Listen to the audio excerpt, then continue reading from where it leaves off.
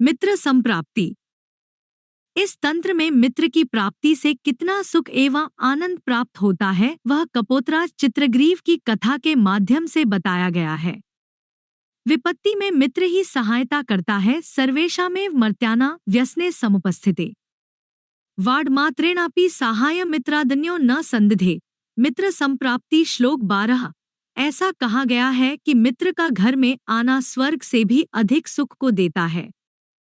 सुहृदो भवने यस्य समागच्छन्ति नित्यशः चित्ते च तस्य सौख्यस्य न किंचित प्रतिमं सुखम। मित्र संप्राप्ति श्लोक 18। इस प्रकार इस तंत्र का उपदेश यह है कि उपयोगी मित्र ही बनाने चाहिए, जिस प्रकार कौआ, कछुआ, हिरण और चूहा मित्रता के बल पर ही सुखी रहे। साधु और चूहा पंचतंत्र की कहानी। महिलरोप्यम नामक एक दक्षिणी शहर के पास भगवान शिव का एक मंदिर था। वहां एक पवित्र ऋषि रहते थे और मंदिर की देखभाल करते थे। वे भिक्षा के लिए शहर में हर रोज जाते थे और भोजन के लिए शाम को वापस आते थे।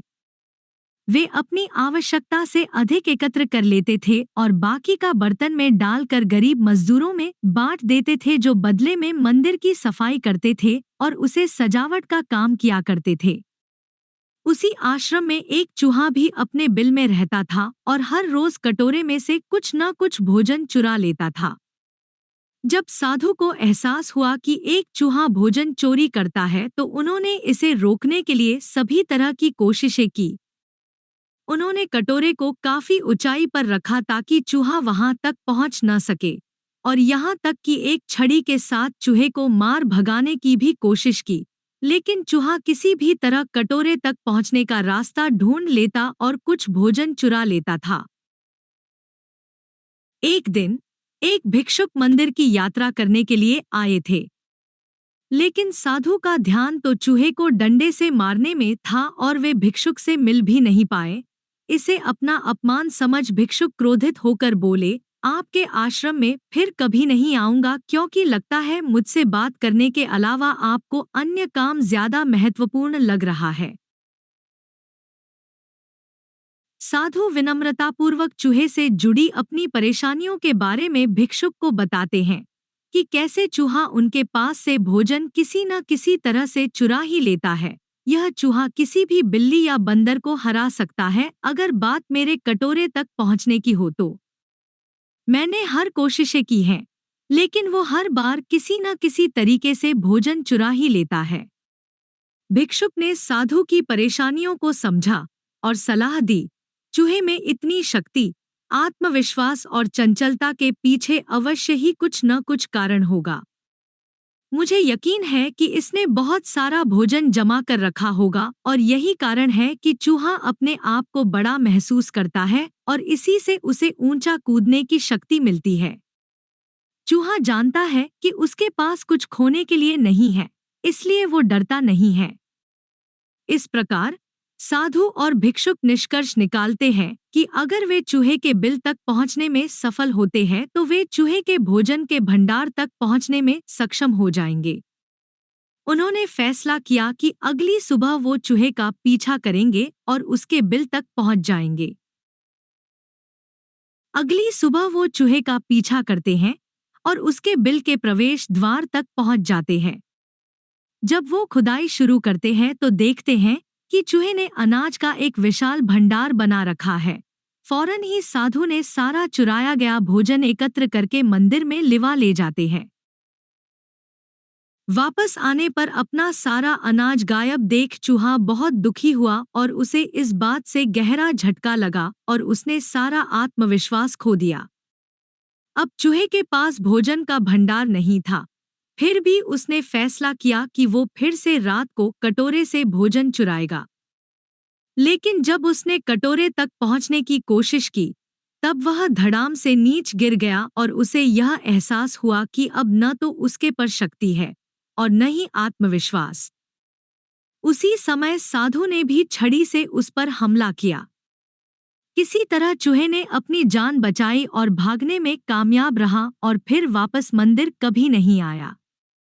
यदि हमारे पास भी संसाधनों की कमी न हो तो हम में भी अद्भुत शक्तियां और आत्मविश्वास की कमी कभी नहीं आ सकती। गजराज और मूषकराज, पंचतंत्र की कहानी। प्राचीन काल में एक नदी के किनारे बसा नगर व्यापार का केंद्र था। फिर आए उस नगर के बुरे दिन, जब एक वर्ष भारी वर्षा हुई। नदी ने अपना रास्ता बदल दिया। लोगों के लिए पीने का पानी न रहा और देखते ही देखते नगर वीरान हो गया। अब वह जगह केवल चूहों के लायक रह गई। चारों ओर चूहे ही चूहे नजर आने लगे। चूहों का पूरा साम्राज्य ही स्थापित हो गया। चूहों के उस साम्राज्य का राजा बना मूषकराज चूहा। चूहों का भाग्य देखो, उनके बसने के बाद नगर के बाहर जमीन से एक पानी का स्रोत फूट पड़ा और वह एक बड़ा जलाशय बन गया। नगर से कुछ ही दूर एक घना जंगल था। जंगल में अनगिनत हाथी रहते थे। उनका राजा गजराज नामक एक विशाल हाथी था।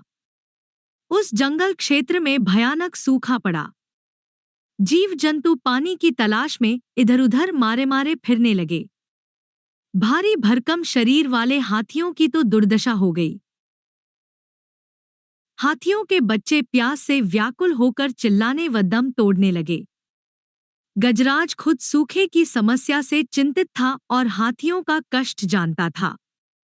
एक दिन गजराज की मित्र चील ने आकर खबर दी कि खंडहर बने नगर के दूसरी ओर एक जलाशय है। गजराज ने सबको तुरंत उस जलाशय की ओर चलने का आदेश दिया। सैकड़ों हाथी प्यास बुझाने डोलते हुए चल पड़े। जलाशय तक पहुंचने के लिए उन्हें खंडहर बने नगर के बीच से गुजरना पड़ा। हाथियों के हजारों पैर चूहों को रौंदते हुए निकल गए। हजारों चूहे मारे गए। खंडहर नगर की सड़कें चूहों के खूनमांस के कीचड़ से लथपथ हो गई। मुसीबत यहीं खत्म नहीं हुई। हाथियों का दल फिर उसी रास्ते से लौटा। हाथी रोज उसी मार्ग से पानी पीने जाने लगे। काफी सोचने विचारने के बाद मूषकराज के मंत्रियों ने कहा, महाराज, आपको ही जाकर गजराज से बात करनी चाहिए। वह दयालु हाथी हैं। मूषकराज हाथियों के वन में गया। एक बड़े पेड़ के नीचे गजराज खड़ा था। मूषकराज उसके सामने के बड़े पत्थर के ऊपर चढ़ा और गजराज को नमस्कार करके बोला। गजराज को मूषकराज का नमस्कार। हे महान हाथी, मैं एक निवेदन करना चाहता हूँ। आवाज गजराज के कानों तक नहीं पहुंच रही थी। दयालु गजराज उसकी बात सुनने के लिए नीचे बैठ गया और अपना एक कान पत्थर पर चने मूषकराज के निकट ले जाकर बोला, नन्हे मियाँ, आप कुछ कह रहे थे, कृपया फिर से कहिए। मूषकराज बोला, हे गजराज, मुझे चूहा कहते हैं। हम बड़ी संख्या में खंडहर बनी नगरी में रहते हैं। मैं उनका मूषकराज हूँ। आपके हाथी रोज जलाशय तक जाने के लिए नगरी के बीच से गुजरते हैं। हर बार उनके पैरों तले कुचले जाकर हजारों चूहे मरते हैं। यह मूषक सहार बंद न हुआ तो हम नष्ट हो जाएंगे। गजराज ने दुख भरे स्वर में कहा, मूषकराज, आपकी बात सुन मुझे बहुत शोक हुआ। हमें ज्ञान ही नहीं था कि हम इतना अनर्थ कर रहे हैं। हम नया रास्ता मूढ़ लेंगे।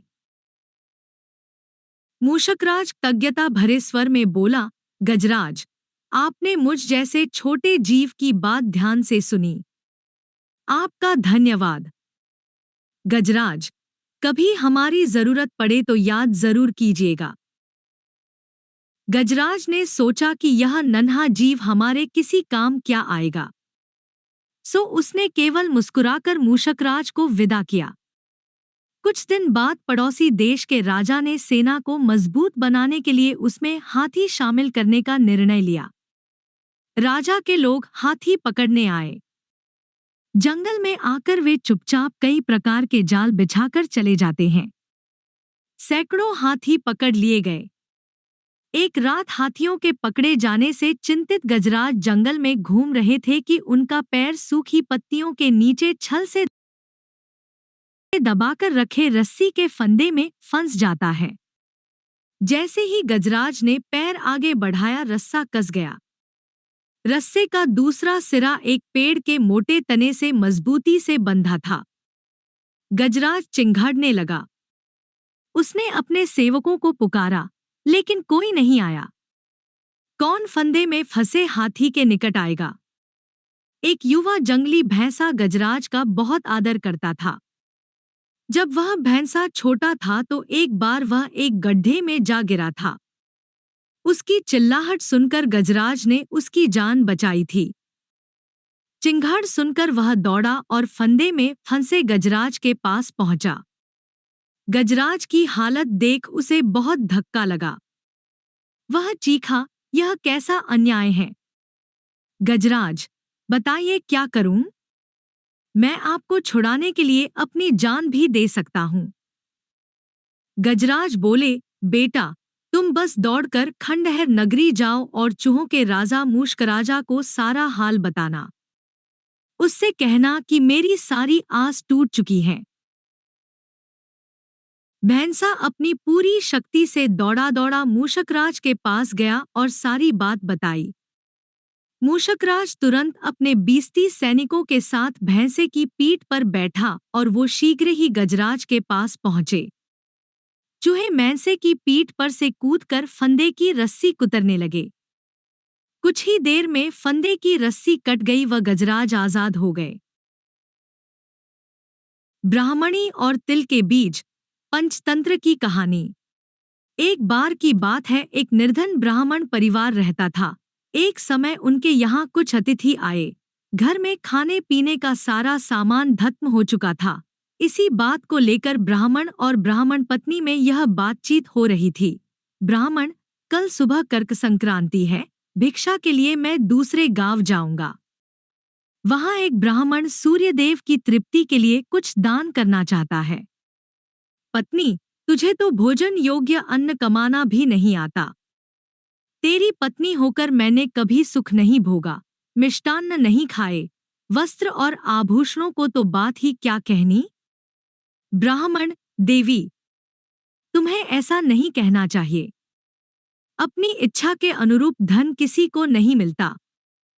पेट भरने योग्य अन्न तो मैं भी ले ही आता हूं। इससे अधिक की तृष्णा का त्याग कर दो। अति तृष्णा के चक्कर में मनुष्य के माथे पर शिखा हो जाती है।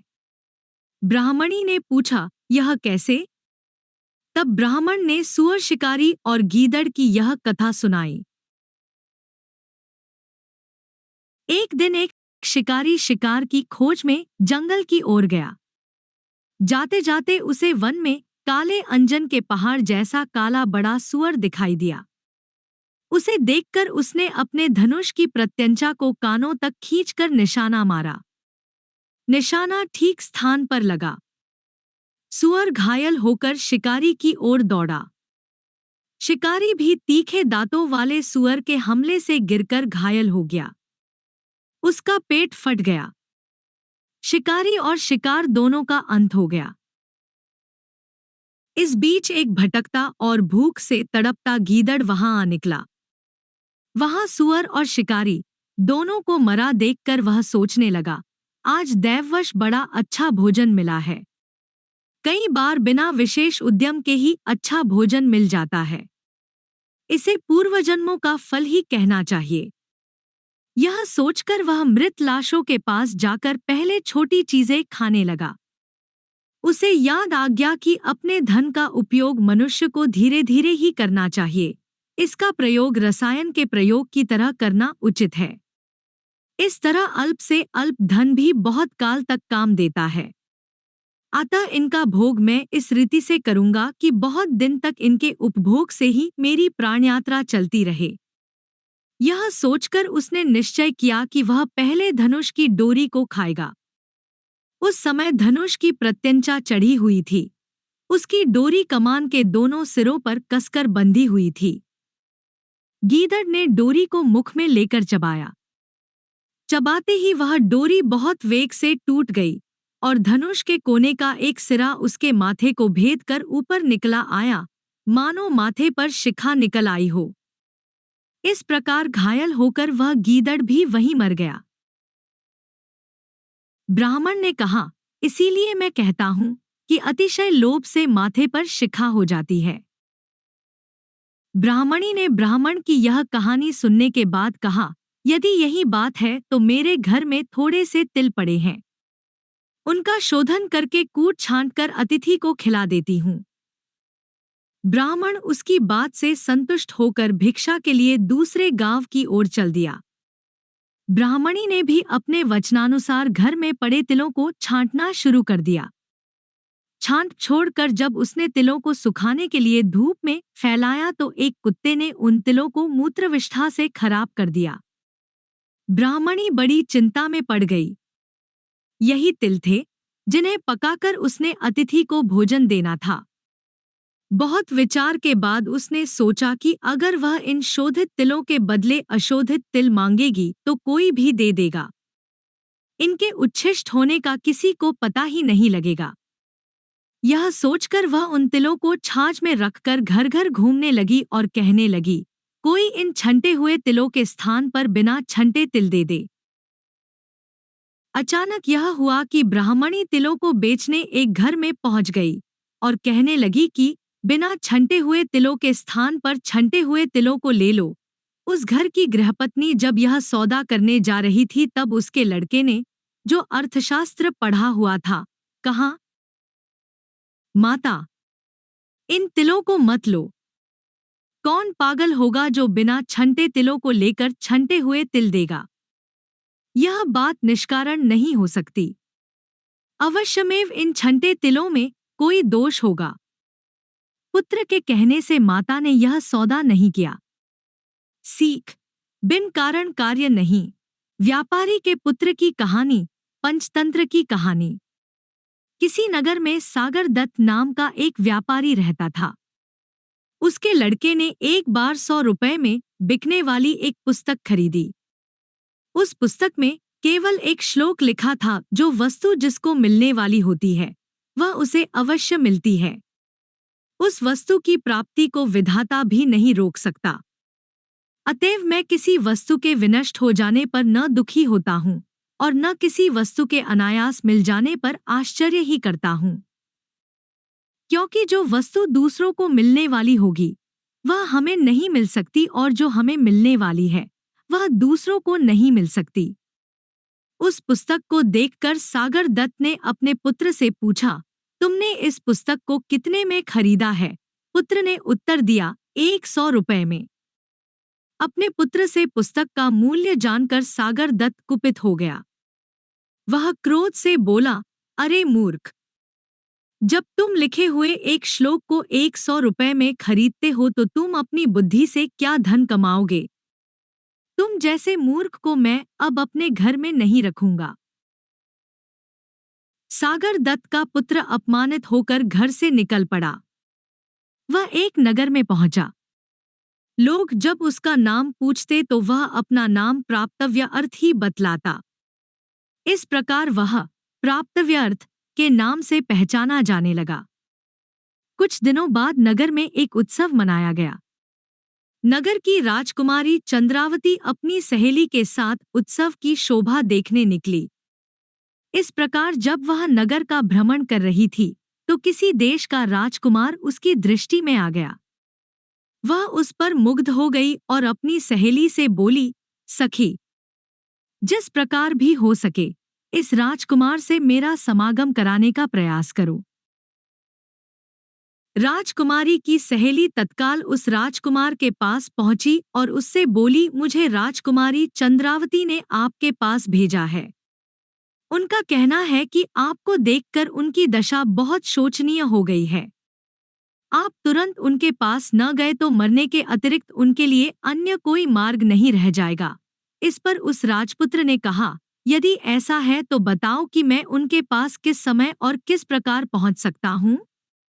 राजकुमारी की सहेली बोली, रात्रि के समय उसके शयन कक्ष में चमड़े की एक मजबूत रस्सी लटकी हुई मिलेगी। आप उस पर चढ़कर राजकुमारी के कक्ष में पहुंच जाना।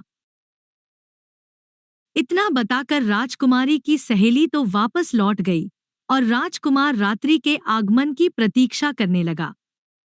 किंतु रात हो जाने पर कुछ सोचकर उस राजपुत्र ने राजकुमारी के कक्ष में जाना एकाएक स्थगित कर दिया।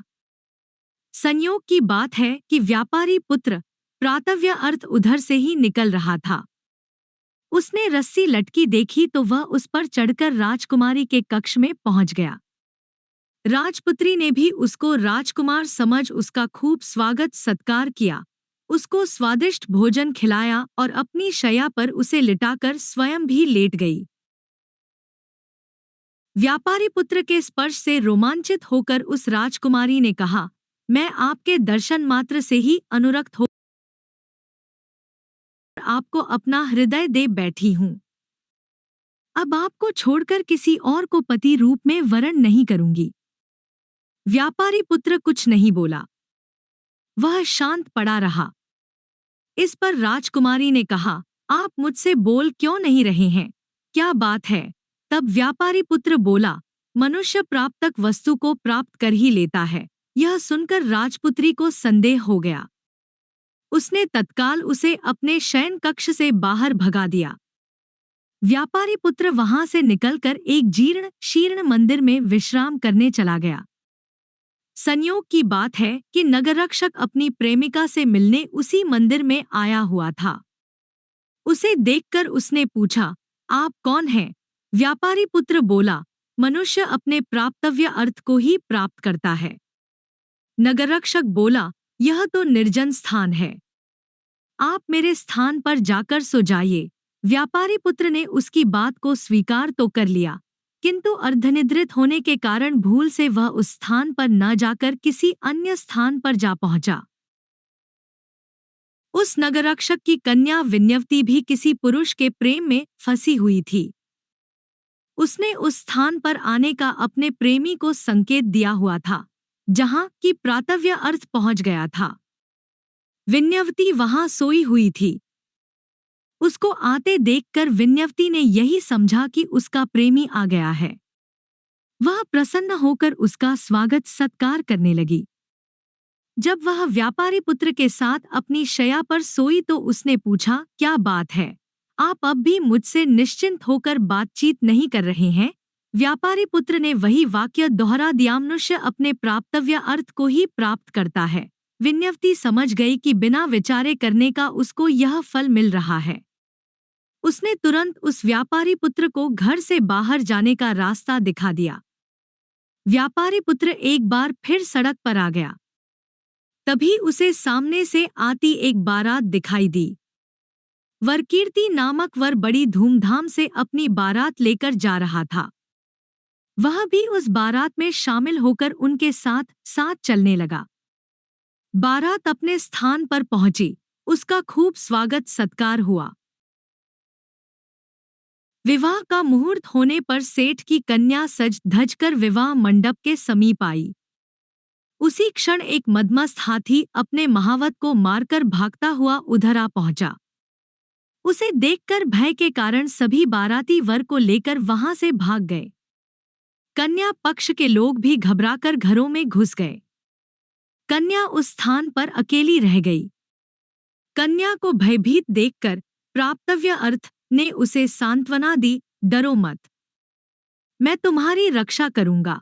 यह कहकर उसने एक हाथ से उस कन्या को संभाला और दूसरे हाथ में एक डंडा लेकर हाथी पर पिल पड़ा। डंडे की चोट से भयभीत होकर वह हाथी सहसा वहां से भाग निकला। हाथी के चले जाने पर वरकीर्ति अपनी बारात के साथ वापस लौटा, किंतु तब तक विवाह का मुहूर्त निकल चुका था। उसने देखा कि उसकी वधू किसी अन्य नौजवान के साथ सटकर खड़ी हुई है और नौजवान ने उसका हाथ थामा हुआ है। यह देखकर उसे क्रोध आ गया और अपने ससुर से बोला, आपने यह उचित नहीं किया। अपनी कन्या का हाथ मेरे हाथ में देने के स्थान पर किसी अन्य के हाथ में दे दिया है। उसकी बात सुनकर सेठ बोला, मुझे स्वयं भी नहीं मालूम कि यह घटना कैसे घटी। हाथी के डर से मैं भी तुम सब लोगों के साथ यहाँ से भाग गया था, अभी अभी वापस लौटा हूँ। सेठ की बेटी बोली, पिताजी, इन्होंने ही मुझे मृत्यु से बचाया है, अतः अब मैं इनको छोड़कर किसी अन्य के साथ विवाह नहीं करूंगी। इस प्रकार विवाद बढ़ गया और रात्रि भी समाप्त हो गई। प्रात काल वहां भीड़ इकट्ठी हो गई। राजकुमारी भी वहां पहुंच गई थी। विन्यवती ने सुना तो वह भी तमाशा देखने वहां जा पहुंची। स्वयं राजा भी इस विवाद की बात सुनकर वहां चला आया। उसने व्यापारी पुत्र से कहा, युवक, तुम निश्चिंत होकर सारी घटना का विवरण मुझे सुनाओ। व्यापारी पुत्र ने उत्तर में यही कहा, मनुष्य प्राप्तव्य अर्थ को ही प्राप्त करता है। उसकी बात सुनकर राजपुत्री बोली, विधाता भी उसको नहीं रोक सकता। तब विन्यवती कहने लगी, इसलिए मैं विगत बात पर पश्चाताप नहीं करती और मुझको उस पर कोई आश्चर्य नहीं होता। यह सुनकर विवाह मंडप में आई सेठ की कन्या बोली, जो वस्तु मेरी है वह दूसरों की नहीं हो सकती। राजा के लिए यह सब पहेली बन गया था। उसने सब कन्याओं से पृथक पृथक सारी बात सुनी और जब वह आश्वस्त हो गया तो उसने सबको अभयदान दिया। उसने अपनी कन्या को संपूर्ण अलंकारों से युक्त करके 1000 ग्रामों के साथ अत्यंत आदरपूर्वक प्राप्तव्य अर्थ को समर्पित कर दिया। इतना ही नहीं, उसने उसे अपना पुत्र भी मान लिया। इस प्रकार उसने उस व्यापारी पुत्र को युवराज पद पर प्रतिष्ठित कर दिया। नगररक्षक ने भी उसी प्रकार अपनी कन्या विन्यवती उस व्यापारी पुत्र को सौंप दी। तीनों कन्याओं से विवाह कर व्यापारी पुत्र आनंद पूर्वक राजमहल में रहने लगा। बाद में उसने अपने समस्त परिवार को भी वहां बुला लिया। सीख, दाने दाने पर लिखा है खाने वाले का नाम। यह कथा समाप्त कर हिरण्यक ने कहा, इसलिए मैं कहता हूँ कि मनुष्य अपने प्रातव्य अर्थ को ही प्राप्त करता है। इस प्रकार अनुचरों से खिन्न होकर मैं आपके मित्र लघुपतनक के साथ यहाँ चला आया हूँ। यही मेरे वैराग्य का कारण है।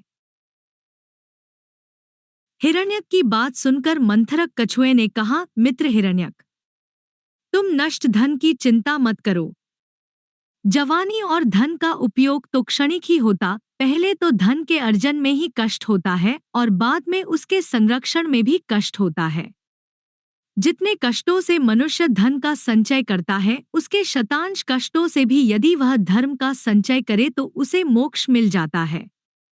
तुम विदेश प्रवास का भी दुख मत करो, क्योंकि व्यवसायी के लिए कोई स्थान दूर नहीं होता और विद्वान व्यक्ति के लिए कोई स्थान परदेश नहीं होता।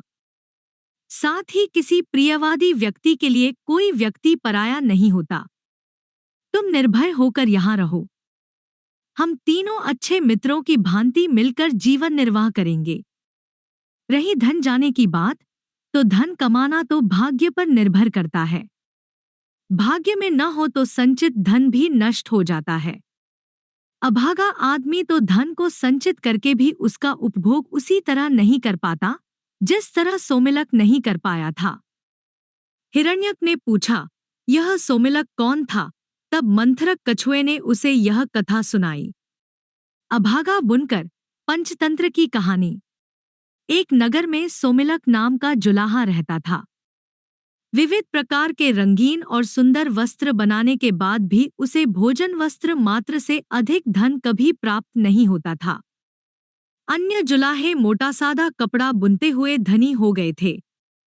उन्हें देखकर एक दिन सोमलिक ने अपनी पत्नी से कहा, प्रिये, देखो, मामूली कपड़ा बुनने वाले जुलाहों ने भी कितना धनवैभव संचित कर लिया है और मैं इतन सुंदर उत्कृष्ट वस्त्र बनाते हुए भी आज तक निर्धन ही हूँ।